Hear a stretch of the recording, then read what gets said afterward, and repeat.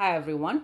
Let's talk about why Kenyans need to look at welcoming a new generation of leaders in the Kenyan political scene in the next coming election.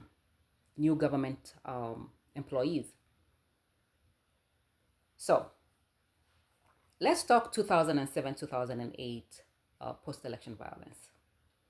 So in 2007 2008, there was the post election violence, and the people who were arrested and eventually accused in the International Criminal Court were, one side was Kalenjin, the other side was Kikuyu. This was Uhuru Kenyatta side, and there was William Ruto side. Now the Uhuru Kenyatta side is the drunk and stupid side, and then you have the William Ruto side. This is the praying, pathetic display of emotion, kulia kama wanakufa njaa side. So there are those two sides that were basically taken to the International Criminal Court, and I'm assuming at some point they cut a deal. So they ended up staying in government and basically controlling the government. And during this period of time, you have to remember they would go around the country crying like they're dying of hunger. They're famine stricken, bunch of famine stricken people. And the Kikuyu side, half of them will be drunk. So that's why they think they're smarter, because they were like, we were drunk, okay? That's our excuse. And then you have this other side, very sober, crying in church, just going around different churches, crying, and just this pontification, just a display of patheticness and like wanakufa na njaa. So they're going around, and now this is now the political scene now. And so you have to remember, there are other tribes in Kenya, and there are a whole 40 tribes. And these tribes are all watching these two tribes, the leaders of these two tribes, behave like this. So when you look at it from that point of view, you'll understand that in Kenya, the voices of the other tribes have been silenced. Of course, most of these tribes have been marginalized. They come from regions that have been marginalized, which sort of explains some of the issues, that infrastructure issues in those areas. But these are communities that have been silenced by the media, by politicians, and their voices ignored. And their point of view has not been taken into account, because if it was taken into account, they would just say, these people, they are here crying like a bunch of children. They have no courage to even stand trial in The Hague. They don't have, just being accused was making them like hyperventilate. They are acting like they're dying of starvation.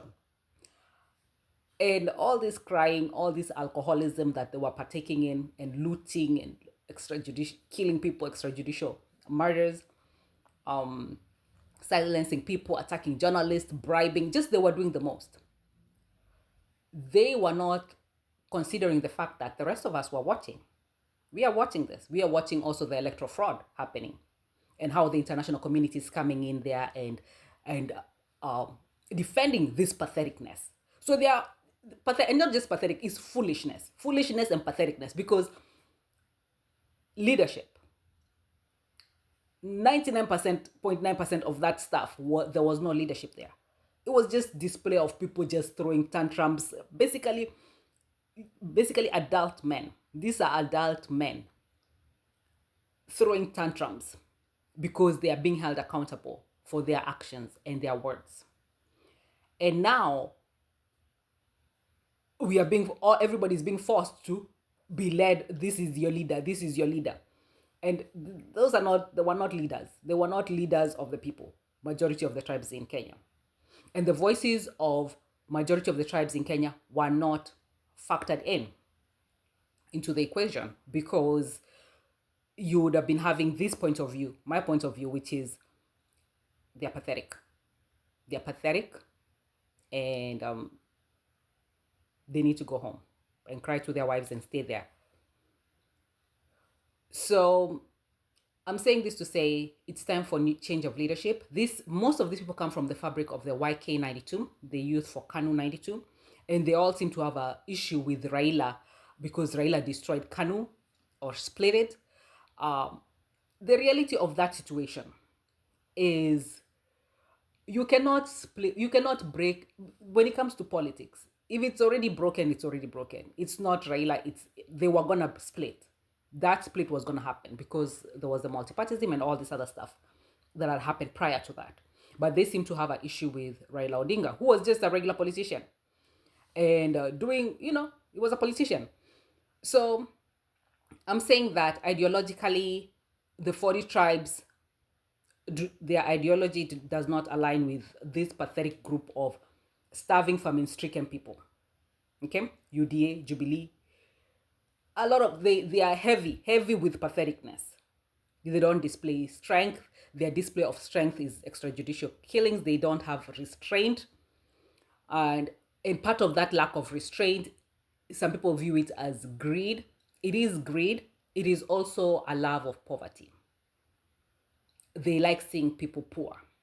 That's why they do some of the things they do. It's a love of poverty. So they want people to bow down to them, the poor.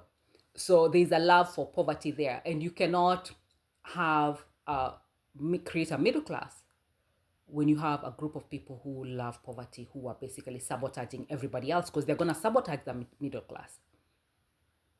So, and you cannot be able to basically create an environment whereby people can get jobs and get people out of poverty when you have people with that mentality in government.